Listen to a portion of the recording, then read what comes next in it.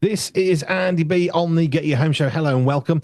We every Thursday chat with Laure Jackson. We've done more than 100 chats like this, at least a half an hour as a time, as I said before. And we're talking about sensory health. And we've covered such a smorgasbord of topics. It's amazing. Hello, Anne. Hello, I was just enjoying that. Just carry on.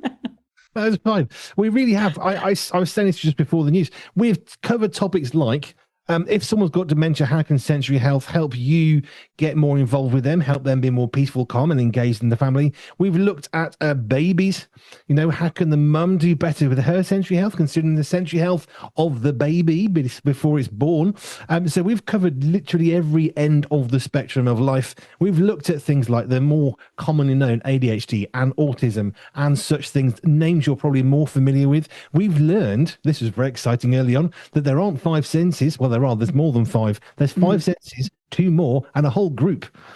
So that was quite fascinating right early on. And we do this every single week. And I still enjoy this. I think it's brilliant. I just really enjoy talking about sensory health.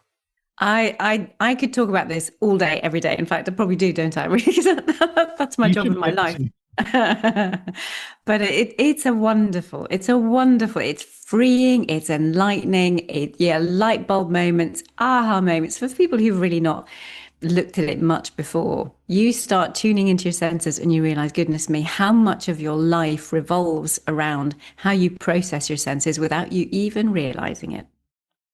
Now, I wanted to talk a little bit about this with the topic for today because myself and Nathan went to see a particular film. Now, Truth and Treason, depending on where you are in the world, it's a film about Nazi Germany.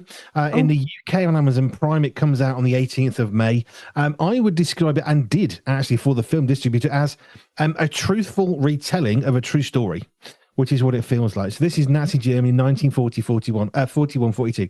And it's all about them standing up for what's right, hence truth and treason. Do you stand up for the truth and then face the charge of treason? Would you not? How would you do that? Now, I wanted to talk about sort of the going to see the film rather than the film itself, because that's history and that's not quite what we talk about. But I did want to talk about the experience of going to a film because I don't know, I've always been a bit of a people watcher, as I've shared. My absolute favorite thing in the world to do if I want to go and relax is go and buy a coffee, because they're expensive. Go and buy a coffee and a cake, sit in a coffee shop and just sit and watch other people. Don't need a book, don't need people to talk to. I just want to sit and watch. What are they doing? Who are they for? Where they come from? And that's what I absolutely adore. So I did a little bit of this actually at the film screening. Now, this was in just off Leicester Square in a very posh hotel. It's a proper real film. We've never done like full-on interviews with real cast members. It's usually interviews like this, which are great. So that was a new skill to learn. But I was thinking about sensory health specifically because we're standing in the line. I'm quite hot. I'm quite sweaty. We had to get from Tube train to Leicester Square. We were very late. We left an hour earlier than we needed to, and we arrived 45 minutes late, which just tells you how bad the journey was. So already my senses are on edge. My whole body, because I'm tired. Okay, so we're going through a part of London. We had to go on a different tube. I knew exactly where I was going. I'd mapped it out and everything. Had to get on a different tube, so we ended up at a different place. So now I'm trying to work out, how do I hold my phone safely in London, because London mobile phones, and get to where we're going. So all of this is going on to set up the scene for what I wanted to talk to you about. We finally get to the hotel. We get down to the bottom of this very beautiful hotel where the screen is going to be. We go into this room. I'm now hot and sweaty and thinking, no, toilet stop. It's got to be. We all drank before we got to this tube station, which we didn't get to an hour and a half ago. Go to the toilet, get that sorted. We stand up on the line. And I realized a couple of things about myself, which is the bit I wanted to talk about.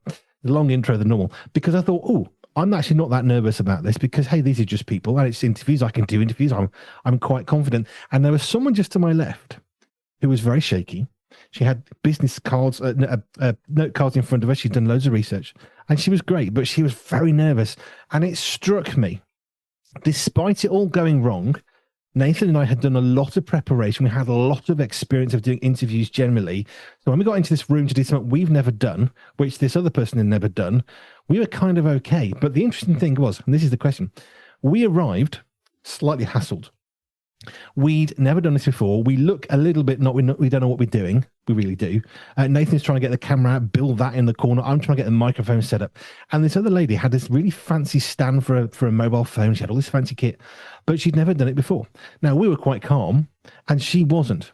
And it struck me the difference between experience, which we do actually have now, and not experience. Now, she's done loads of interviews, never in that context. I've done none of those proper lineup with the cast and the crew, but she was really nervous. So it made me consider, and this is sort of an observation question, I guess, the difference between experience and not, between maturity, because I'm a bit older, and her, not immature, that's not quite what we're saying, but I'm more mature because I'm older, and just how much more able I was to do my job because I was more relaxed, because, hey, do you know, it's all gone wrong, but hey, let's just crack on, because somehow I was able to leave all those things. Now, there's a whole raft of sensory healthy stuff in there, which I've thought about, and I just thought kind of open up that observation to see where you might want to go with it, because it struck me the power of sensory health, and I'm quite healthy, in that fairly stressful environment.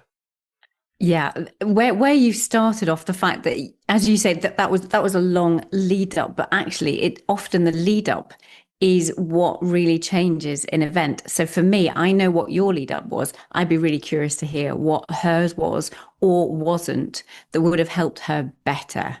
So all we know from the story so far is that she is there and she's not really in a good place. So we have experience, we have her side of expectations, you know, all of that other emotional stuff that plays into it. I have no idea. Did she set her systems up in any way, shape, or form in order to get there beforehand? Really interesting looking at yours, because technically you should have been a lot worse than her, considering we had real temperature regulation, anxiety was up, you did not know this, that, and the other, all the planning of recognizing the sights and the sounds and the smells and the direction, your vestibular system, your orientation of I'm going from this place to this place, and I've got it planned out. So you would have been in top peak sensory health had it all gone to plan. The thing that your nervous system was able to do, which was a beautiful thing, although it was heightened, although you were more sensitive and it was more stressful and anxiety provoking, which tends to make the senses, well, it does, it just makes the senses more aware of everything that's going on, which can be really negative for some people. But you were able to bring it down because of your experience.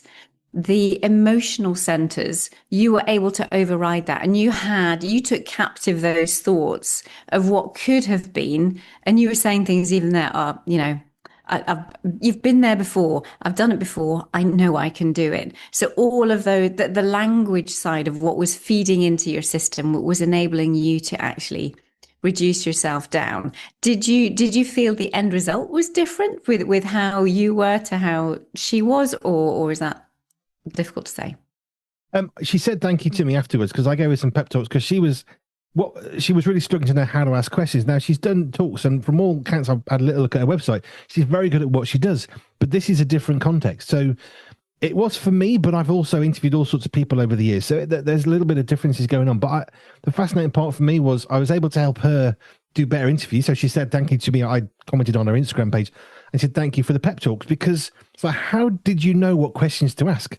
Because she has notes. She did loads of research. And I said, that's absolutely fine. Nothing wrong with doing research. I don't. That's my approach and styles. You sort of got used to that. I don't come in with any pre-prepared anything. It's just, okay, let's go. That's me. And what I said to her is, you need to be yourself. Yeah. Because if you are yourself, a whole bunch of stuff happens at the same time in different order, but without importance. But you're more relaxed, you're more confident, you're more sure of who you are, because you're being more of what you are. And if you're trying to be like anybody else, and honestly, on this sort of press line, there were so many different types of interviewing. There was, very, very hard hitting, sort of much more direct questions. There was me, Alan, and Natta, pretty much with anybody I spoke to. She had specific points she wanted to get out. So there's all these different things, and they're all absolutely fine. But one of the things I've learned over the years is, you know what? This is me. I don't really care. It's fine. I'm happy with it. If you're not, great. And it was actually really lovely to see one of the actors who, when he started to talk to, because we were not videoing, everybody else was pretty much, we were doing photos. So Nathan was taking obviously photos every 5, 10, 15 seconds or what have you.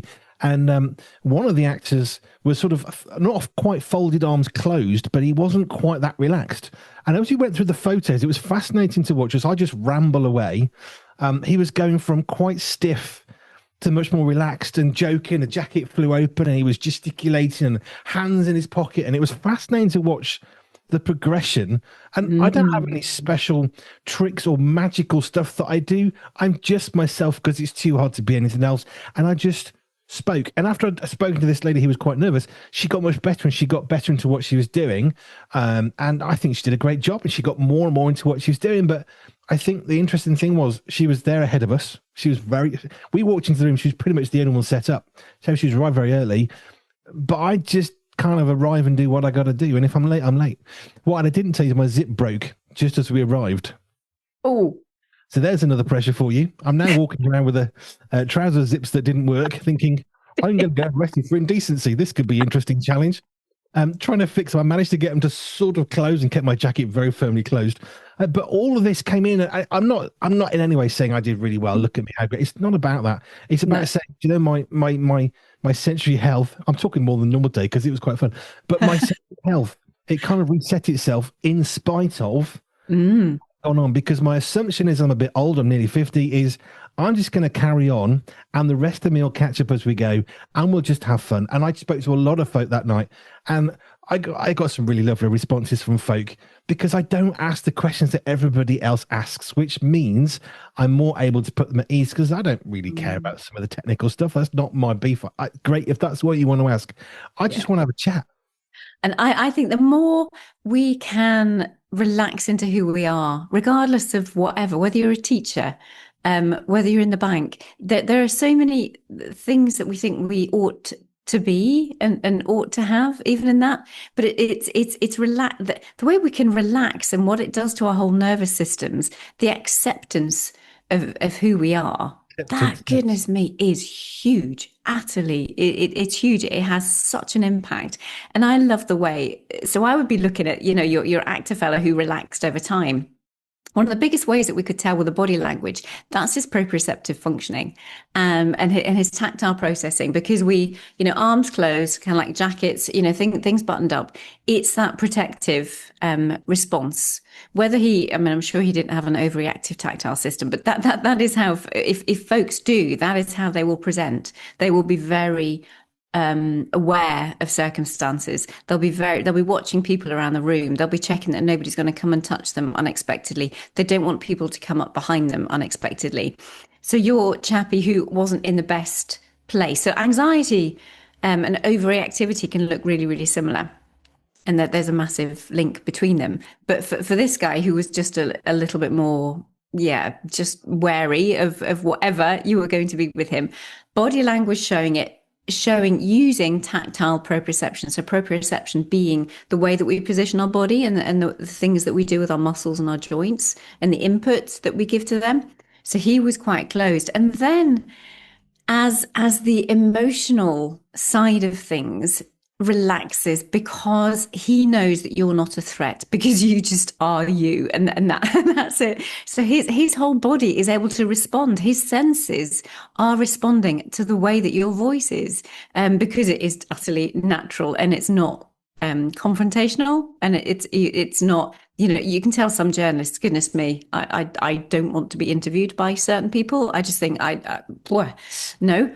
But the tone of the voice, what your auditory system is picking up, he will be looking through his eyes, looking at you and thinking, yeah, this guy's he's not a threat here. You know, he's a big, I was going to describe things, but I'll leave that for another day. But just this lovely fella, you know, just across the way, your tone of voice, the pitch that you're speaking at, and then the way that you are phrasing things and doing things. And his sensory response to that is he can open up a little bit. He can just relax a little bit more into the chair. His body starts to open up, his proprioceptors. He starts to feel more engaged with his whole body. And I'm sure, well, that's how we just want to be living in that relaxed state, which is the best sensory health we possibly can be. It was interesting. I don't think I was the oldest one on the press line. I was probably up there somewhere, which is a fascinating thing to consider at nearly 50. But there Mm. was, there was such different group. I mean, all the journalists were just brilliant. They had such different styles. And one of the things that I would say probably does come with maturity and age is I didn't want to be like anybody else. Because why? It's too hard. Do you know, I am who I am. And if you don't like it, I don't care. Move on. It's just the way it is. It's not a nasty don't care. I'm No. quite confident and comfortable with who I am. And I don't know whether he'd had a bad experience with the microphone, perhaps a tough question he wasn't anticipating. Maybe he even looked at me and thought, oh, it's a bloke. What's he going to say? I suppose there was a fairly good mix of male, female people on the press line. But I mean, as rooms go, maximum respect to the cast and crew. It was so noisy. Your average size lounge is probably not that far off the room that we were in, with maybe 50 people in there, all trying to talk and be interviewed. It was brilliant fun. It was very hot. It was incredibly noisy. And all the cast, all the crew were just unbelievably good because they were able to concentrate. Now, one person said, didn't hear a word of that because the noise just got too much. And you have to make a choice. Do you think, well, what do you mean you didn't hear? That's very rude. Why weren't you listening? Or, as I did think, yeah, it just got loud, didn't it? But again, I guess there's more of a maturity and acceptance of, okay, you didn't hear the question. Or one of the people didn't quite understand the question. That's okay. We'll ask it again. Or you get panicked. Now, the young girl next to me, she was brilliant. She had all these questions out and she knew what she wanted to ask and loads of research. And I was thinking, wow, that's impressive. I wouldn't bother doing that. That's not me. But not because it's a good or bad thing. That's not a me thing. And that's what I was trying to say to her, because she was like, well, how do you know what to say? Well, I don't know. I'll just have a chat and see where it goes. But And I'm older and it's different. Yeah, I think there's something about auditory processing as well. When we get anxiety, when we get stress into the system, it changes what goes on in our ear or the way that our brain processes. I haven't studied it specifically to know exactly which bit of it is, but I do know that auditory processing is affected when we are more anxious, when there's anxiety, when there is stress in our system. So that's where, like, it interviews as like that, or for a job, you've got to be able to hear the question. If the room isn't too loud in the first place, you've got to be able to hear it. But also there are times that your auditory processing just won't be picking it up properly. You've got to have really good discrimination. We call it auditory discrimination, to be able to pinpoint the interviewer's voice in the midst of everyone else talking around. So you've got to be able to, and often then people will use their eyes, use the sense of vision to help the ears tune into the voice that they want to listen to. And that's a conflict. That's really tricky for some of my people. But it's also then, once the information has gone into your ears, the processing of it is, right, what did they say? What did they ask? How am I going to respond to it? What type of response? How long am I going to be able to speak for? You've got all of this other processing going on in your head, even before you've opened your mouth to give a response. And that's where it's just like, sometimes the questions, it just disappears because the physical sound went in, it got turned into electrical stimuli, was on its way, and yet somehow in the journey there, or in the journey around the brain, as the brain's trying to work out what to say back the way, the content's just gone, and or the questions is gone, and therefore you have to ask again. And that's something that if someone is aware that they do get anxious before an interview, whether it be for a job or generally just chatting, try and set your system up as best possible so that you are in the calmest and most regulated, sensory healthy space as you possibly can be. And your nervous system is in that place so that you're able to listen to those things, think as well as you possibly can do, and then express it. Because there's no mercy really when it comes to live anything. What you say happens. What you say doesn't happen. It's exactly what I'm demonstrating here. It's like, it is what it is. It comes out and it goes out and it's gone. We can't edit this because it's gone. It's too late. I'll tell you, one of the loveliest things was her very first interview guest, because you could see she was quite nervous. She was shaking, voice was a bit trembly, and she was obviously nervous. And I'm so grateful for her that the very first person she saw absolutely knew she was nervous. Tell she was nervous, and he was brilliant because he said, "Let's just pause. Where would you like me to stand? Is this a good place for you?" And he just sort of stopped the whole thing Oh, Let her, I guess, just love. engage Brell, and it's great. And after that, off she went. And that's the thing. If she'd have had somebody else who was just grumpy, I was thinking I would be cross with that person if they were grumpy with her because it's their first time. And it was great that this person was the first guest, that they were so patient and recognized, okay, Mm. am I standing in the right place? Is that okay? Do you want me to step back a bit or forwards? And it was just the way he engaged with her to say, I'm here, don't worry. Let's do this together. And I loved that because so often we see someone, and if they're nervous, we might take advantage of it. Out driving with my boys, learning to drive, and someone took advantage of them. They clearly saw the L plate and drove in front of them. Terrible. Technically not breaking the law, but really rude and aggressive, and didn't need to happen because it's kind of instinctive. Well, you're going to take a long time. I'm going to keep going. Now, actually, they wouldn't have been any longer if they'd have waited. But we make these assumptions, and I was so grateful for this lady that the first guy that she spoke to just stopped everything to make sure she was comfortable to ask the questions, which was great to watch. I love things like that. It's those little things that hearten, make you feel good about being, humanity, doing the right thing sometimes. It's there's so much out there where it's not. And then those tiny little things, you just think, yes, that is lovely. Those are the things that cheer your day, and those are the things we should be sharing. I think let's share one thing a day, about what somebody positive has done for you, and how they've done it.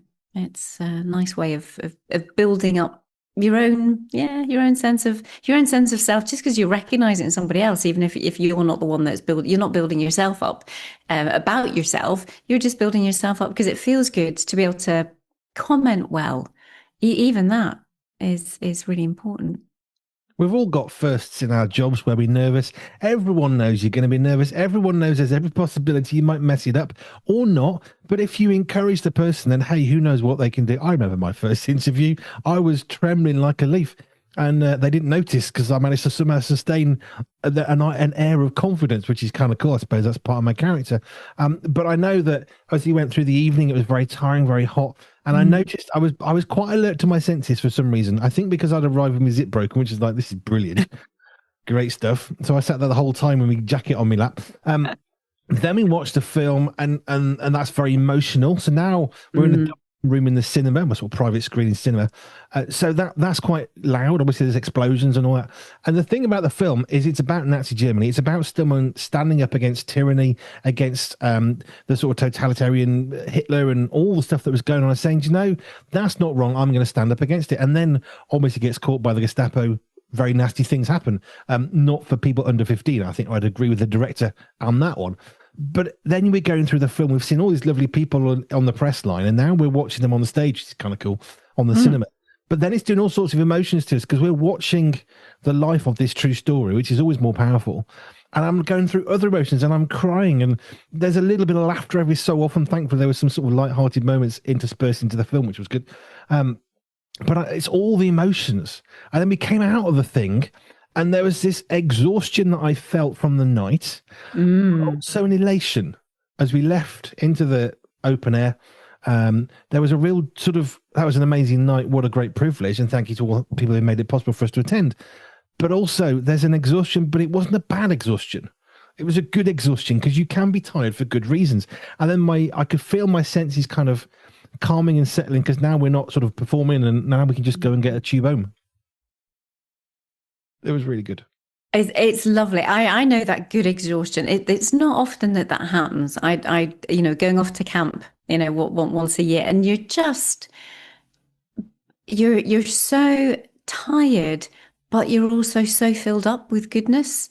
Just because the camp that I go to, it's just really, people care. It's just really lovely, and you're filled up spiritually, physically, conversationally, socially. There's just so many good aspects that all come together when you go on camp. But obviously, you're tired. The sensory overwhelm is significant, unless you can retreat to your tent or caravan or chalet, and therefore those times are really important. But it's yeah, it'd be interesting. I wonder how many people have good. That's the only good exhaustive time I have, and that I can recollect.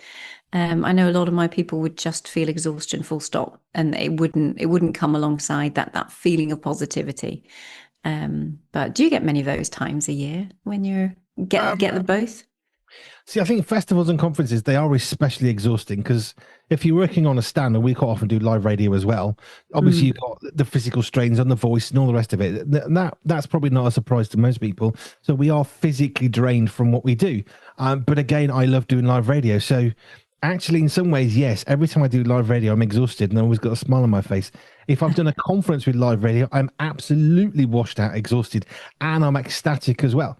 I remember we did a men's festival. It was a few days.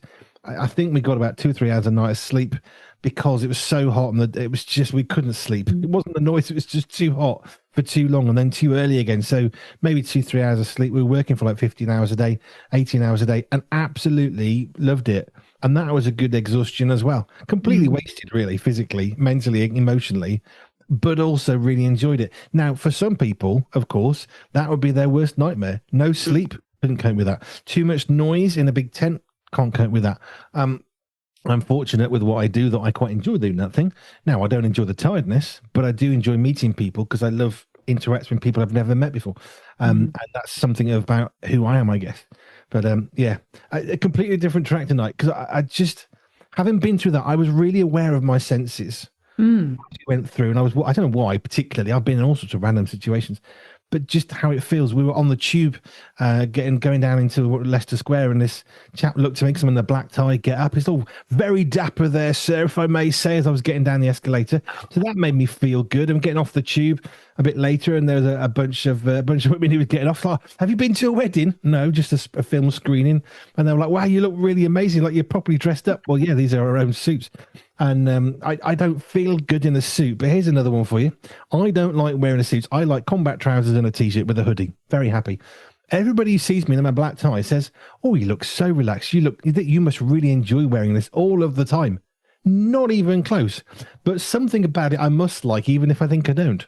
Yes, yes, absolutely. Because you're still giving off, you're not uncomfortable. I mean, and you're not masking. That's the other thing. Is that there's my people who would be really irritated by the shirt, especially the collar, or having to do the button up. It's like worst nightmare.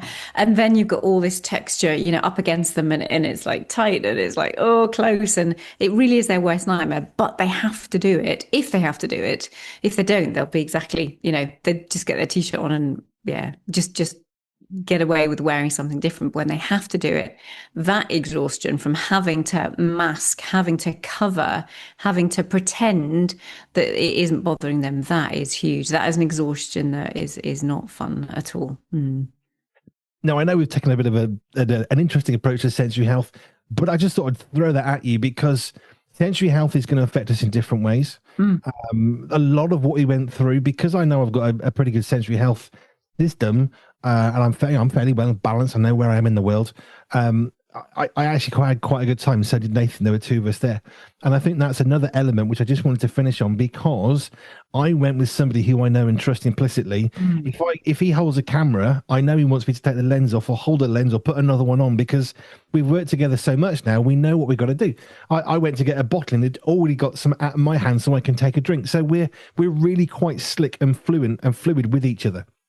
That takes so much pressure off in so many ways that we can perform. So I'm not worrying about photos or video. We got a bit of video. He's doing that bit. If the microphones aren't working, it's not my problem. He's monitoring that.